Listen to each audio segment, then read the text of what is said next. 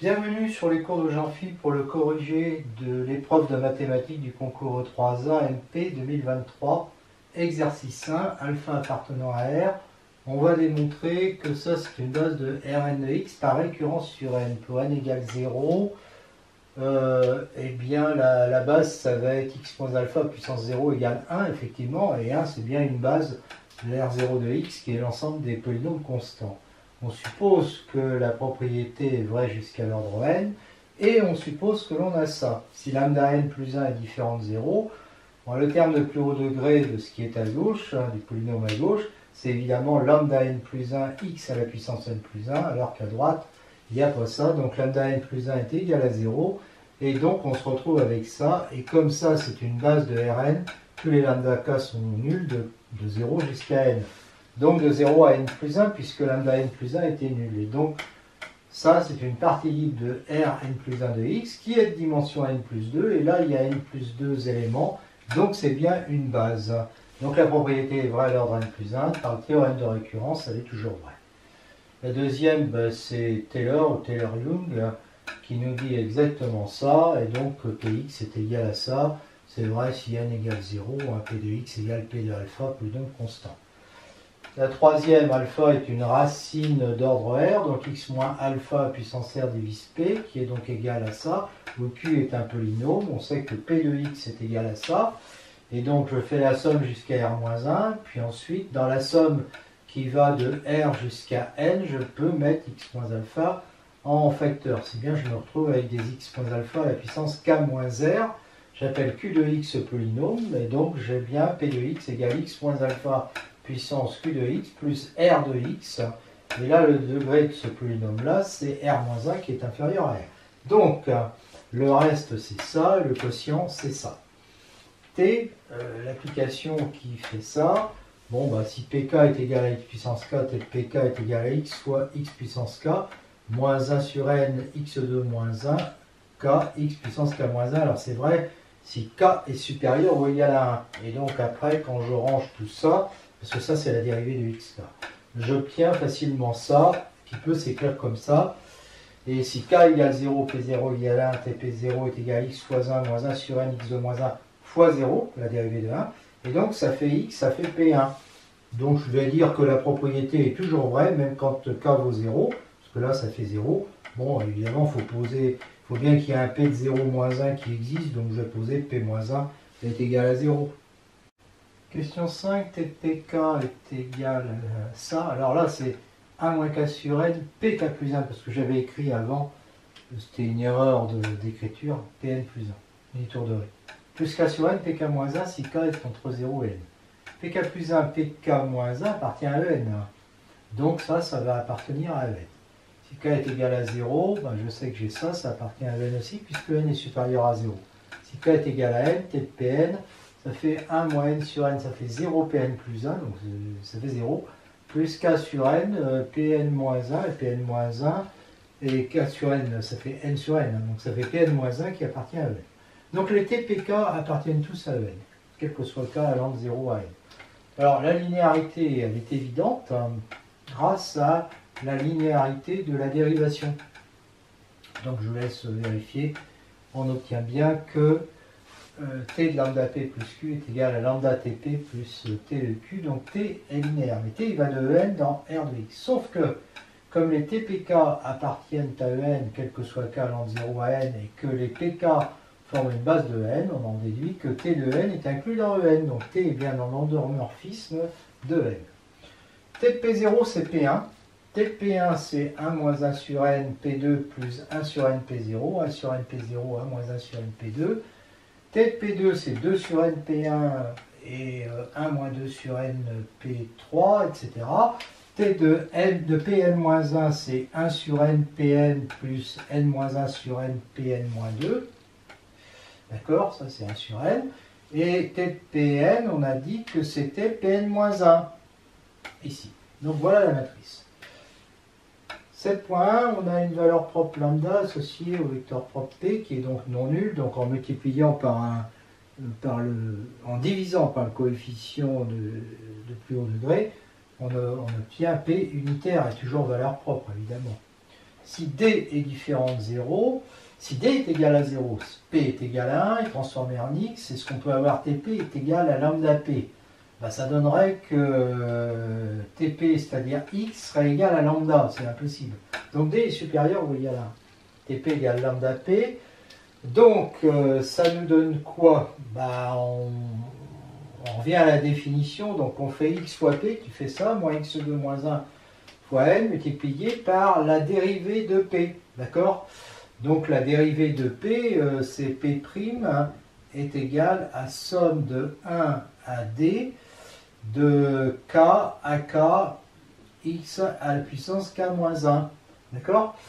Ce que j'ai écrit là. Et on veut que ça fasse lambda P, donc que ça fasse ça. Donc si je regarde le terme en D plus 1, coefficient en XD plus 1, je vais obtenir AD, XD plus 1. Ici, il est obtenu en faisant x2 et en prenant k égale d. Xd moins 1 multiplié par x2, ça fait xd plus 1. Et là, ça me fait d ad sur n. Moins d ad sur n, xd plus 1. Et de l'autre côté, ça va être quoi? Il n'y a pas de d plus 1, donc ça fera 0. Et donc, ça veut dire que ad moins d sur n ad, oui, alors AD facteur de 1 moins D sur N est égal à 0. Et comme AD vaut 1, ça fait ça. Donc D est égal à N, donc le degré de P est égal à N. Voilà. Qui est supérieur ou égal à 1, hein, donc qui n'est pas égal à 0. 7.2, Z0 racine complexe d'ordre R de P, ça veut dire que P peut s'écrire comme ça, d'accord, dans C de X. Et P' peut s'écrire comme P' est égal à ça. TP est égal à lambda P, ça veut dire qu'on a X, Q de X, oui, parce que c'est XP qu'il faut faire, donc ça, moins 1 sur n, x2 moins 1, et là on prend P', d'accord, qui est égal à lambda P de X. Donc ça fait bien ça. Je peux diviser par, alors je divise par les polynômes, hein, X moins Z0 à la puissance R moins 1, et j'obtiens xq x moins z0 moins 1 sur n x2 moins 1 oui, c'est 1 sur n fois r, donc ça fait r sur n x2 moins 1 q de x moins, je n'ai pas oublié là, non peut-être pas, moins 1 sur n, x2 moins 1, q de x, ça c'est quand je fais ça, d'accord? Et maintenant quand je fais ça, je vais avoir moins 1 sur n, x2 moins 1, x moins z0, q'x, est égal à lambda, et là je divise par x moins x0 à la puissance r moins 1, il va me rester ça. D'accord? Voilà. Et ça, bah, il y a pas de problème. Ça, c'est une égalité qui est vraie dans C de x. Et donc, je peux prendre x égale z0 maintenant, et ça va me donner que ça c'est nul, que ça c'est nul, que ça c'est nul, et donc que ça c'est nul. C'est-à-dire R sur n, z0 carré moins 1, q de z0 est égal à 0. Sauf que q de z0, il est différent de 0 parce que z0 c'est une racine d'ordre R. Donc je vais factoriser ça, et ça c'est pas nul. On ne peut pas factoriser x moins z0 à la puissance R plus 1. Donc j'ai z0 carré moins 1 qui est égal à 0.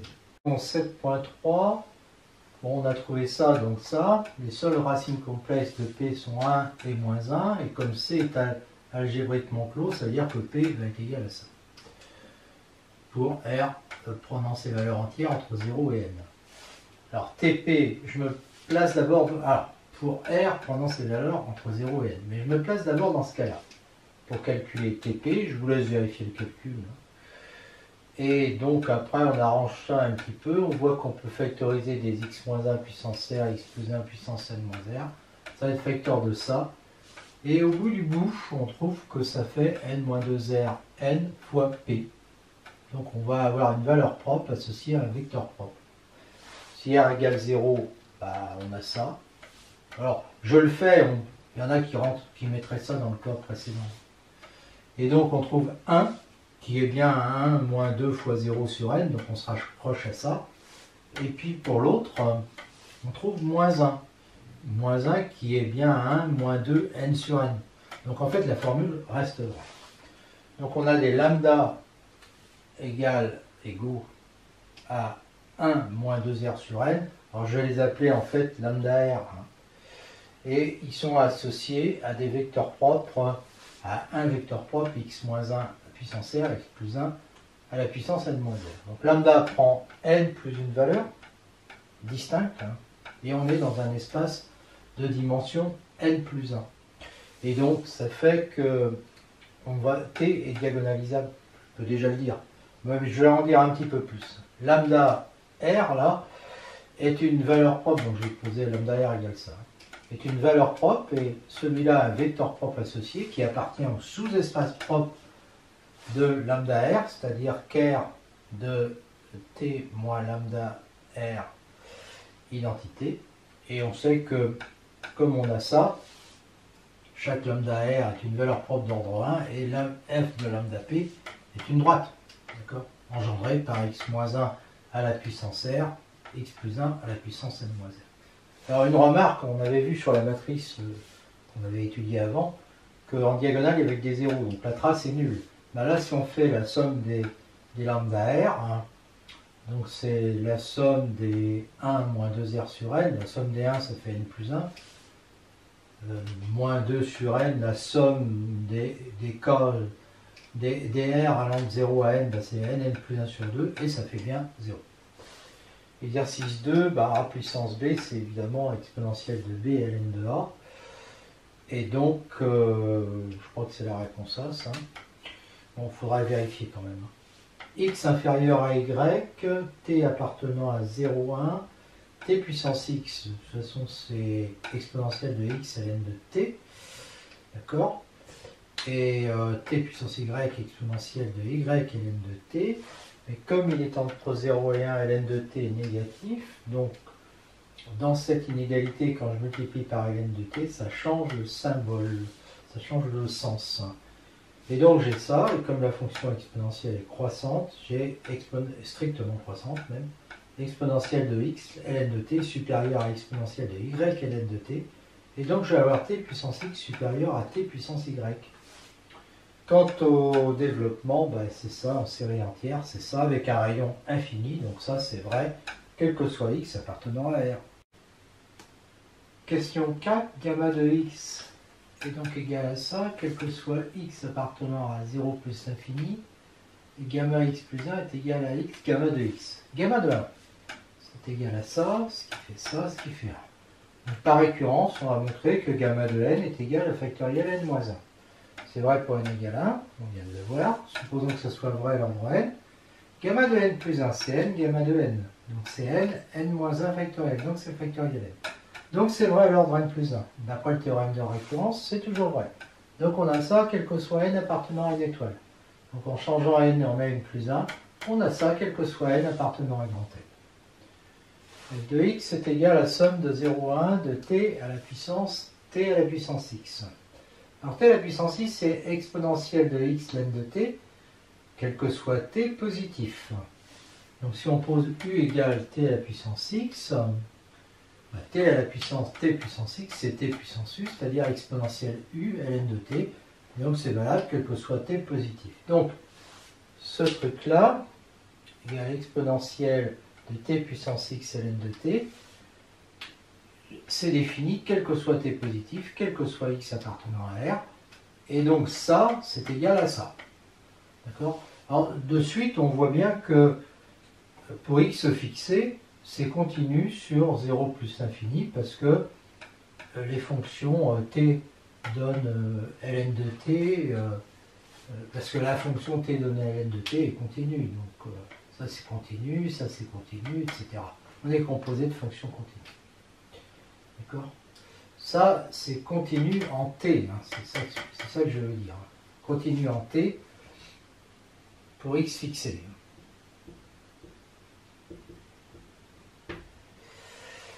Alors, si x est égal à 0, si x est égal à 0, exponentielle de x ln de t, ça va faire 1. Donc ça fait ln de t, et à ce moment-là, t à la puissance t puissance x vaut t, tend vers 0. Si x est supérieur à 0, x ln de t tend vers moins l'infini quand t tend vers 0. Donc l'exponentielle de x ln de t fois ln de t peut s'écrire comme ça. Avec ça qui tend vers moins l'infini, on sait que c'est ça qui l'emporte, ça tend vers 0. D'accord? À cause de ça. Donc ça va tendre vers exponentielle 0 égale 1. Et si x est négatif, eh bien x ln de t tend vers plus l'infini, quand t tend vers 0. Oui, puisque x est négatif. Donc ln de t, ça tend vers moins l'infini multiplié par un nombre négatif, donc ça fait plus l'infini. Donc ça tend vers plus l'infini. Et puis ça tend vers moins l'infini. Donc ça va tendre vers moins l'infini. Et quand on va passer à l'exponentielle, ça va tendre vers 0. Voilà. Donc en fait, ce qu'on voit, c'est que quel que soit x, la fonction t qui à t appartient à 0 plus infini est prolongeable par continuité en 0. Donc cette intégrale-là est bien convergente et donc f de x est définie sur R. 5.2, si je prends x1 supérieur à x2, t puissance x1 est inférieur à t puissance x2, donc t à la puissance t puissance x1 est supérieur à t puissance x2, et donc quand je vais intégrer, ça va être supérieur à ça. Donc f de x1 est supérieur ou égal à f de x2, donc f est croissante. 5.3, f de 0, c'est ça, hein, c'est ça qu'on intègre, hein. Donc c'est t qu'on intègre, hein. Et donc ça fait t2 ça fait 1,5. Donc pour x supérieur ou égal à 0, comme la fonction f est croissante, f de x est supérieur ou égal à f de 0 qui vaut 1,5. Donc on a ça, quel que soit x supérieur ou égal à 0. Alors maintenant, pour 5.4, pour démontrer que le grand f de x est continu, je prends cette fonction-là, qui est une fonction continue des deux variables, hein, parce que c'est composé de fonctions continues. Et donc ça, c'est positif. T appartenant à 0,1, et comme t appartient à 0,1, exponentielle de x ln de t fois ln de t est négatif. Et donc, on a ça. On a cet encadrement. D'accord? Et ça, exponentielle 0, ça fait 1. Donc ça veut dire que phi de xt en valeur absolue est inférieur ou égal à 1. Mais 1, c'est une fonction constante qui est continue, intégrable sur 0,1. Donc quand on applique le théorème sur la continuité des intégrales impropres, eh bien, à paramètres, hein, eh bien, on va obtenir que comme phi est continu et qu'on a ça, d'accord, eh bien f est continu. 5.5, n appartenant à n, on a cette fonction. Pour t fixé entre 0 et 1, la limite de t puissance n est égale à 0. Donc la limite de t puissance n ln de t quand n tend vers plus l'infini égale 0. Donc la limite de fn de t est égale à exponentielle 0 qui fait 1. Fn converge simplement vers 1 sur cet intervalle. Fn continue sur 0,1, on a déjà vu qu'on avait ça. Donc on a ça qui est continu intégrable sur 0,1. De plus, Fn est... Donc, si je résume, j'ai Fn continu qui est intégrable, qui tend simplement sur 0,1 vers f continu et intégrable. Donc, d'après le théorème de convergence de Ménil-Lebesgue, puisque l'on a ça, d'accord, la limite de Fn de t dt quand n tend vers plus l'infini existe, f est intégrable, ça on le savait déjà, et on a ça. Et ça, quand on le calcule, ça fait 1, donc la limite de grand f de n quand n tend vers plus l'infini est égal à 1, quel que soit epsilon positif. Bon, on va prendre epsilon inférieur à 1, il existe n tel que ça implique ça. Ça, c'est la traduction, parce que f est croissant. Si maintenant je prends x, et que j'appelle n sa partie entière, je vais avoir ça. D'accord? Parce que x est supérieur ou égal à n. Voilà. Donc, je vais avoir ça. D'accord? Car f est croissante. Et donc, comme 1 moins epsilon est inférieur ou égal à f de n, parce que n égale e de x, n est supérieur ou égal à grand n, d'accord, tout simplement, et bien, donc j'ai ça, et f de n plus 1 est inférieur ou égal à 1, donc j'ai bien ça. pour tout x supérieur ou égal à n, donc j'ai ça. Voilà. Gn maintenant, Gn on fait à peu près la même chose sauf que c'est t puissance moins n. Donc pour t fixé, la limite de ça c'est plus l'infini, donc celle-là c'est moins l'infini. Et donc la limite de Gn, ça va être exponentielle à moins l'infini, c'est-à-dire 0. Donc Gn converge simplement vers 0 sur 0,1. Elle est continue, elle est coincée entre 0 et 1, ça on l'a déjà vu. Valeur absolue inférieure ou égale à 1, continue intégrable sur 0,1. Gn continue intégrable converge simplement vers G égale 0 continue intégrable. Donc d'après toujours le même théorème de convergence limitée, ça existe, ça est intégrable, on le savait. Et puis ça tend vers ça, qui est égal à la somme de 0 et égal à 0 la tête à tout. Donc la limite de f de moins n quand n tend vers plus infini égale 0. Donc la limite de f de n quand n tend vers moins l'infini est égale à 0. Donc si on prend epsilon comme ça, il existe n appartenant à n, c'est que dès qu'on est inférieur ou égal, on a ça, parce que f est croissante. Donc la limite était 0. Si x appartient à R et qu'on prend x inférieur ou égal à grand n moins 1, qu'on appelle n la partie entière de x, on a ça. Bon, je vous laisse réfléchir à ça. Et donc, ça me fait que f de x va être compris entre 0, va être inférieur ou égal à f de n plus 1, d'accord, qui est inférieur ou égal à epsilon, ça c'est toujours vrai, car n plus 1 est inférieur ou égal à n, tout simplement parce que c'est comme ça. Parce que n c'est la partie entière, elle est inférieure ou égale à n moins 1, parce que x est inférieur ou égal à n moins 1. Voilà. Donc, ça me fait que 0 est inférieur ou égal à f de x est inférieur ou égal à epsilon, dès que x est inférieur ou égal à n moins 1, donc la limite de f de x en moins l'infini est égale à 0. Pour la question 5.6, on sait qu'elle est croissante, sa limite en moins l'infini, en plus l'infini, elle vaut 1,5 en 0 avec une tangente de 1/4, sauf que là je ne sais pas trop comment est la position de la courbe par rapport à sa tangente. Ce que je sais, c'est que la courbe, il y a deux asymptotes horizontales. Voilà. Une en 1. Question 6.1, x positif, gn qui est égal à ça. On peut l'écrire comme ça. Donc elle est convergente, parce que là on reconnaît les xn sur n factoriel, donc la somme, ça va être exponentielle x. D'accord? Donc sa somme c'est ça, et donc ça. 6.2, valeur absolue de gn de t, c'est ça. C'est ça si n est pair, puis c'est ça si n est impair. Donc en fait c'est ça. Alors valeur absolue donc est égale à ça, quel que soit n, et ça je peux l'écrire comme ça. Ce qui en fait, bon, je vois bien que c'est une fonction continue. Ça tend vers 0 quand t tend vers 1. Donc il n'y aura pas de problème pour intégrer au voisinage de 1. Et puis ça peut s'écrire comme ça tend vers 0 parce que x, ln de t tend vers moins l'infini, donc c'est de la forme exponentielle x fois x avec x qui tend vers moins l'infini. Donc ça tend vers 0 quand t tend vers 0. Voilà. Donc en fait, cette fonction-là se prolonge par continuité en 0 et en 1, donc il n'y a pas de problème d'intégration.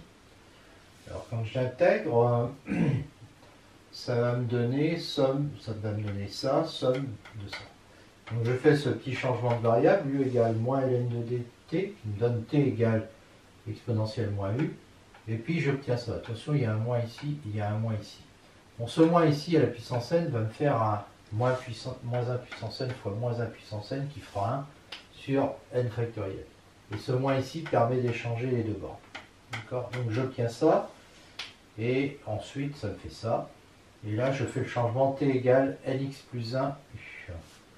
Donc dt égale nx plus 1 du, et donc ça me fait in égale 1 sur factoriel n, somme d'exponentielle moins t, multiplié par le... Alors le u, c'est t sur nx plus 1 à la puissance n, donc t puissance n sur nx plus 1 à la puissance n, pardon. Et puis là, le du, c'est dt sur nx plus 1, donc il va être à la puissance n plus 1. somme de ça. Et là, ça me fait 1 sur factoriel n, multiplié par ça, puis là je reconnais gamma en n plus 1. Et gamma en n plus 1, ça fait factoriel n, donc je tiens ça. 6,3, somme de 0 à plus infini des sommes des valeurs absolues de Gn, bah, ça fait ça, et c'est convergent parce que le terme général est équivalent à 1 sur xn n puissance n, mais ça c'est plus petit que 1 sur xn n au carré, et cette série des sommes de 1 sur n au carré est convergente. Donc ça c'est convergent. Alors je sais donc que j'ai ça, et que j'ai ça qui est convergent. Donc je peux appliquer le théorème d'interversion des limites, qui va me dire que ça c'est convergent, que ça c'est convergent, et qu'on a égalité. D'accord.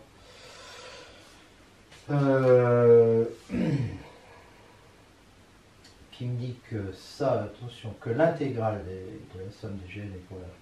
C'est ça que je vais écrire. Hop.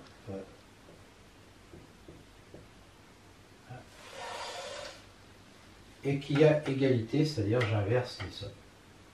Donc, comme je sais que ça fait ça, j'en déduis que ça c'est convergent, et que cette intégrale est égale à la somme des sommes des Gn. C'est-à-dire, alors le Gn, lui, par rapport à valeur absolue de Gn, il faut multiplier par moins 1 puissance n.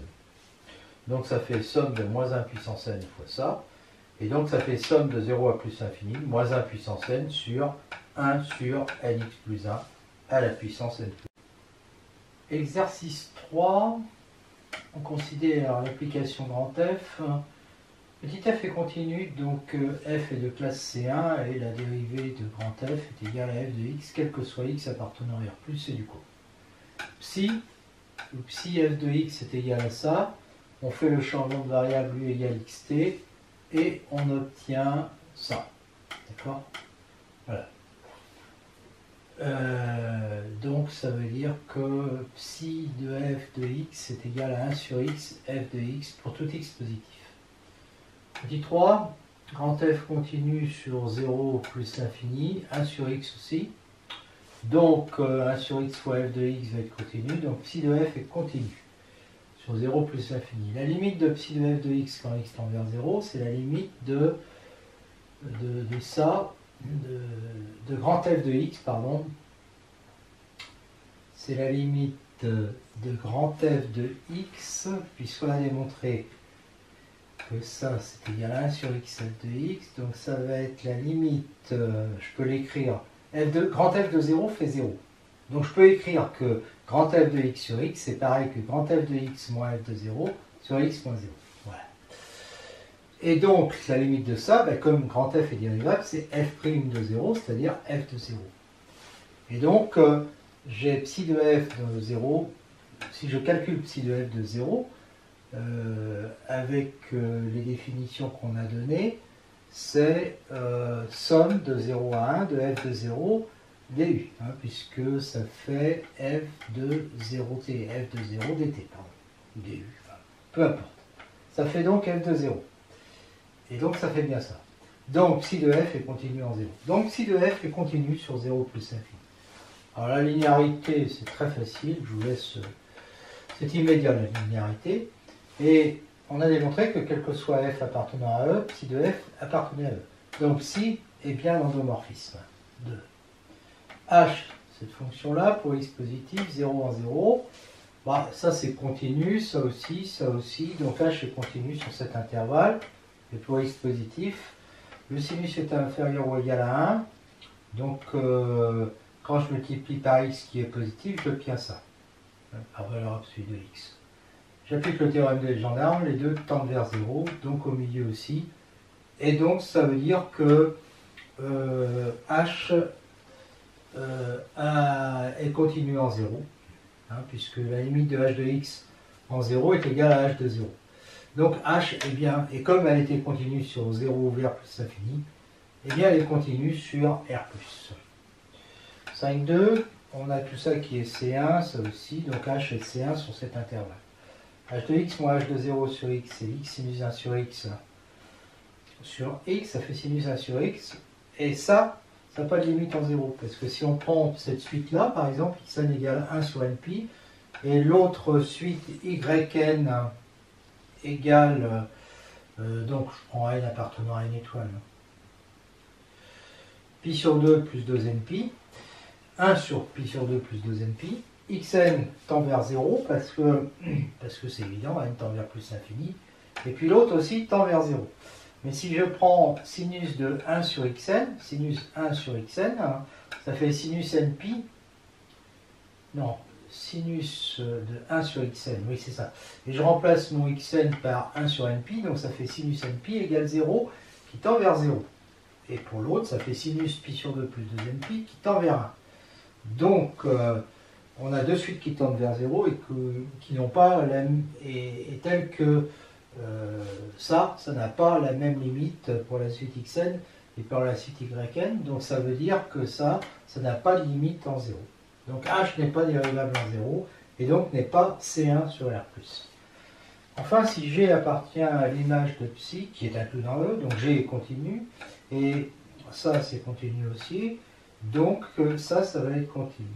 Il existe f tel que G égale psi de f, donc G de x est égal à 1 sur x grand f de x, avec les notations habituelles si x positif, donc U de x égale grand f de x si x est positif.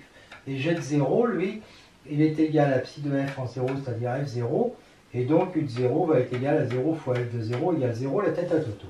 Comme f de 0 est égal à 0, on a donc U de x qui est égal à grand f de x, quel que soit x appartenant à R+. Et comme on a vu que grand f était de classe C1, eh bien on en déduit donc le résultat qu'on nous demandait, c'est-à-dire que si G va être... enfin non, que ça, cette fonction-là, on en déduit que U est de classe C1 puisque U est égal à F. La dérivée de U, c'est la dérivée de F, c'est petit f. Question 5.4, supposons que H appartient à l'image de psi. Alors la fonction U qui a x, ceci x h de x, est égal à x2 sinus 1 sur x et C1 sur R, et U de 0 est égal à 0. Alors en fait c'est sur R+. X pour x positif, U' de x est égal à 2x sinus 1 sur x plus, alors la dérivée de sinus 1 sur x c'est moins 1 sur x2 que sinus 1 sur x2. Donc le x2 disparaît, donc ça fait ça. Ça tend vers 0, mais ça n'a pas de limite. Alors, on a vu, en fait on ne l'a pas vu, on l'a vu pour sinus 1 sur x. Mais c'est pareil, pour cosinus 1 sur x, il n'y a pas de limite en 0, parce que si je prends la suite xn égale 1 sur 2 pi n, ça va faire cosinus de 2 pi n, c'est-à-dire 1. Et si je prends yn égale 1 sur... Alors ça tend vers 0, hein, et ça aussi ça tend vers 0. Et par contre, cosinus de 1 sur x, là ça fait cosinus de pi plus 2 pi n, ça fait moins 1. Donc U' de x n'a pas de limite en 0, donc n'est pas C1 sur R+. 5.5, bah donc image de E est différent de E, donc psi n'est pas surjective. Alors maintenant, psi est linéaire, donc pour savoir si elle est injective, on s'intéresse au noyau de psi. Donc ça équivaut à ça, ça équivaut à ça, ça équivaut à f de x sur x égale 0, quel que soit x positif. Donc f de x égale 0, grand f de x égale 0, quel que soit x positif. Et puis en 0, bah, c'est f de 0 égale 0. Donc, si on a ça, bah on a f' de x égale 0, quel que soit x positif. Donc f de x égale 0, quel que soit x positif. Et en plus, on a ça, donc f égale 0. Donc r de psi est réduit à 0, donc psi est injective. 7.1, si 0 est une valeur propre, il existe un vecteur propre non nul associé f. Psi de f égale 0f, c'est-à-dire 0. Et donc f égale 0, bah, c'est contradictoire. Donc c'est impossible. Donc 0 n'est pas une valeur propre. 7.2. On a cette équation différentielle, ça c'est du grand classique. Hein. Le f est une primitive de moins mu sur x, par exemple moins mu lambda x, ln de x, pardon. Donc y de x est égal à lambda exponentielle moins mu lambda x sur 0 plus l'infini. Si lambda est différent de 0, y est défini continu sur 0 plus l'infini, évidemment. Et si mu est égal à 0, ben, ça fait lambda qui est prolongeable.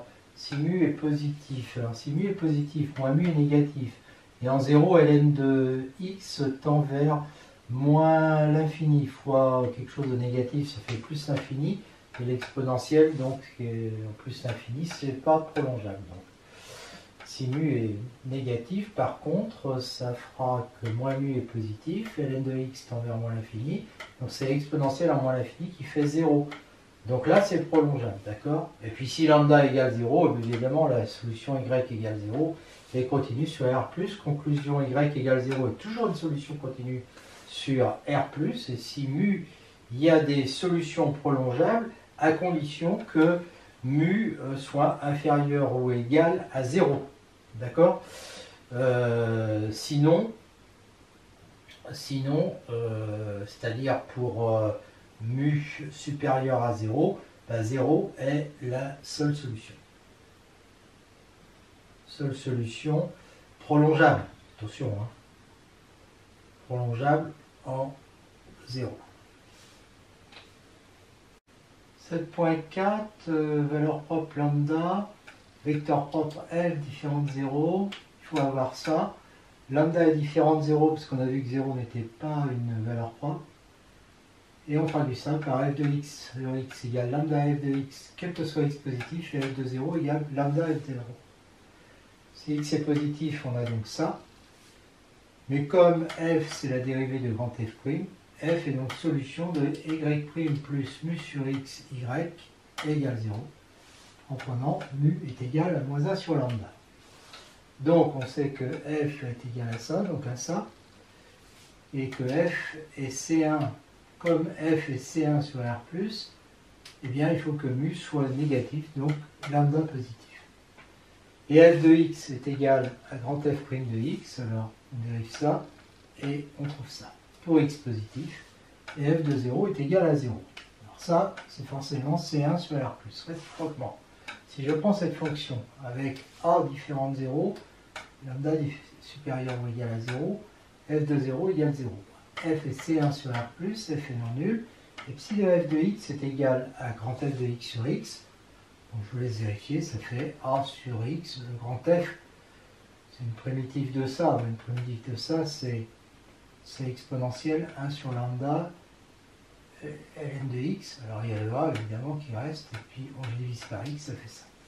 Et donc ça c'est exactement lambda f de x, quel que soit x positif. Et si de f de 0 égale f de 0 égale 0, c'est lambda f de 0. D'accord? Puisque f de 0 est égal à 0. Donc lambda est bien une valeur propre. Donc l'ensemble des valeurs propres de psi, c'est 0 plus l'infini ouvert, R plus étoile. Et le sous-espace propre E lambda, qui est R de f moins lambda identité, c'est une quart de psi, pardon. Lambda identité, c'est l'ensemble des x qui a f, c'est l'ensemble des fonctions fa qui a x associe a sur lambda x exponentielle 1 sur lambda, c'est celle-là, hein. ln de x pour x positif et 0 si x est égal à 0. Donc ça apparaît clairement comme étant la droite engendrée par 1 sur lambda x exponentielle 1 sur lambda ln de x et 0. Donc f1. Voilà. 8. J'ai ça, et je suppose ça. Donc ça me fait des trucs comme ça, quel que soit x positif, et donc je vais pouvoir diviser par x, et je vais trouver ça pour x positif. Et je fais une petite translation sur i, ça me fait ça.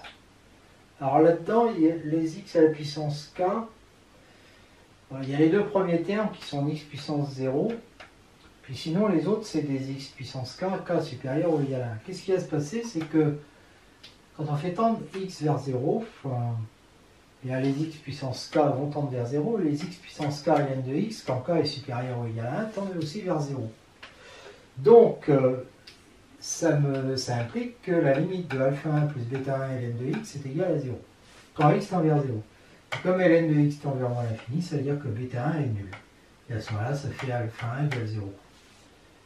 8.2, on suppose que tous les alpha k sont nuls jusqu'à p, les bêta k pareil, que p est inférieur à n, et donc, comme on est parti de là, on va se retrouver à là.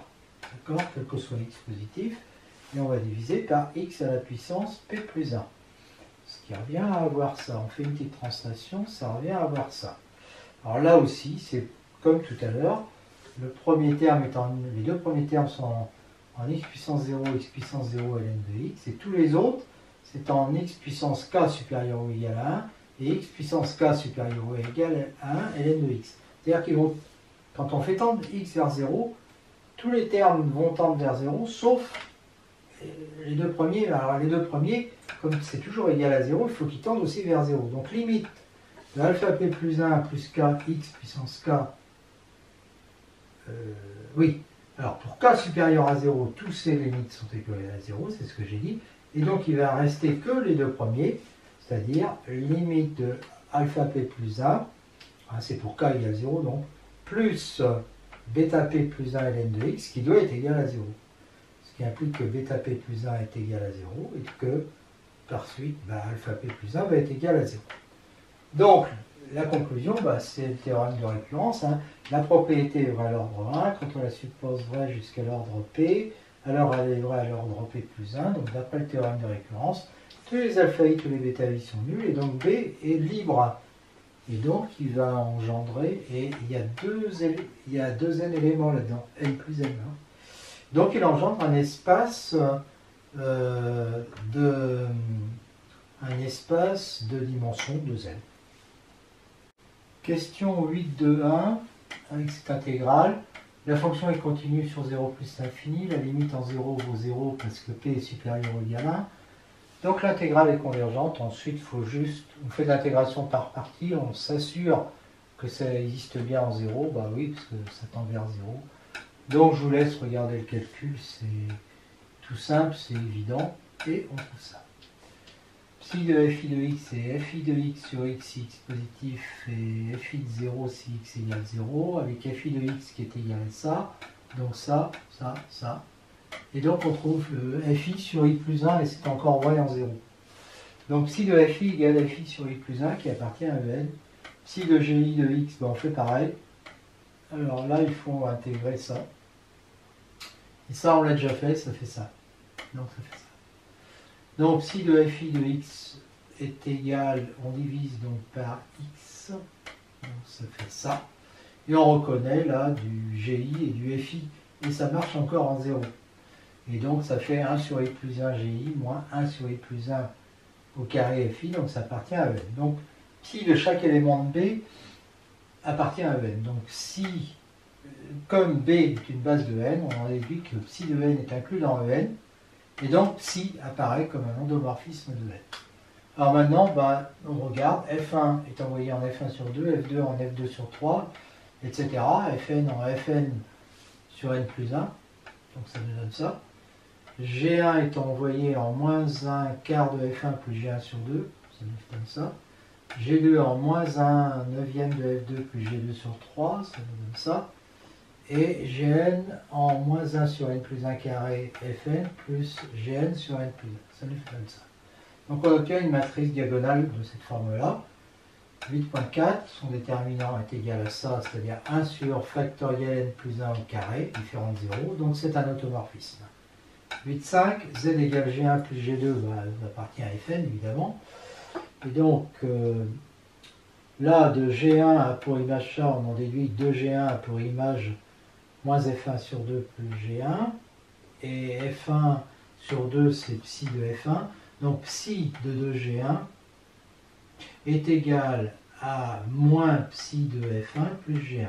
Ce qui veut dire que G1 est égal à psi de 2G1 plus F1. On fait la même chose pour G2. Donc ici, 3G2 est envoyé en moins 1 tiers de F2 plus G2.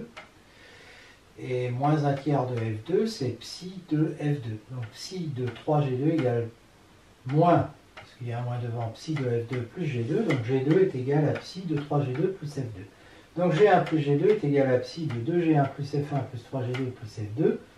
Et donc psi moins 1 de G1 plus G2 est égal à F1 plus F2, je les mets dans l'ordre, plus 2G1 plus 3G2, et c'est terminé pour cet exercice. Exercice 4, P une projection sur F suivant G, donc on a ça. Tout x appartenant à f à plurimage x, c'est tout y appartenant à g à plurimage 0. Donc si r égale 0, f égale 0, c'est la projection sur 0 suivant g, g qui est donc forcément égal à e, et donc on va avoir tout x qui va être transformé en 0. Et donc P est égal à 0 et la matrice va être nulle. Son rang c'est 0 et sa trace aussi. Si R est égal à N, ça veut dire que F est égal à E, projection sur E, suivant 0, et donc projection sur E, ça veut dire tout x à plurimage x, donc le P est égal à l'identité, matrice IN, rang N, trace N, puisqu'il n'y a que des 1. Le rang entre 0 et n, on prend une base de f, une base de g, la réunion forme une base de e, et puis là on a tous les EK, là, ceux-là ils ont pour image eux-mêmes, puis les autres ils ont pour image 0. Le rang c'est évidemment R, et la trace c'est aussi R. 1.2, le spectre, on a vu que c'était 0 si R égale 0, 1 si R égale n, 0,1 si R est entre 0 et n. Le rang, c'est la trace. 1.4, si R est différent de n, le déterminant est égal à 0. Si R est égal à n, le déterminant vaut 1 puisque c'est l'identité. Les xk suivent la loi de Bernoulli, donc ça c'est les hypothèses. Donc la trace T, c'est la somme des xk. Donc T de W, c'est ça. 2.2, xk, alors c'est ça, donc là-dedans la somme, la somme, on va en parler tout de suite. Les xk prennent les valeurs 1 et 0 avec les probabilités p, 1 moins p, donc t de oméga qui est égal à ça va prendre toutes les valeurs entre 0 et n. Alors p de t égale k, k étant entre 0 et n, ça veut dire quoi? Ça veut dire que parmi ces xk là, il faut en choisir k parmi n qui prennent une valeur 1. Donc k parmi n qui prennent une valeur 1. Et les autres prennent la valeur n moins k. Donc en fait ça suit la binomiale de paramètres np. Et donc l'espérance va être égale à np. Petit 3, R,